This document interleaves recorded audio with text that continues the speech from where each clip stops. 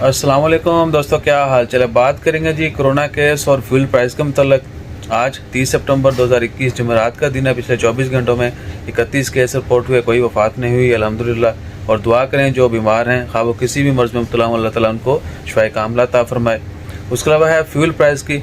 Diesel की कीमत में 11 पैसे इजाफा हुआ है। सितंबर में 247 थी, 8 दिन 11 आईवा, और अक्टूबर में 258 पैसा होगी। जबकि M95 की कीमत 237 पैसा थी और अक्टूबर में 239 पैसा होगी।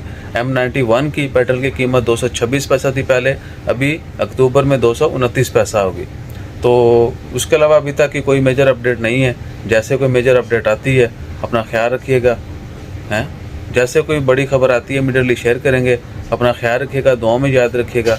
जज़ाकल्लाह, अल्लाह हाफिज़। और ये नेचुरल है तो भाई मैं इसलिए शेयर कर रहा हूँ कि गलतियाँ होती हैं, let it be. Thank you.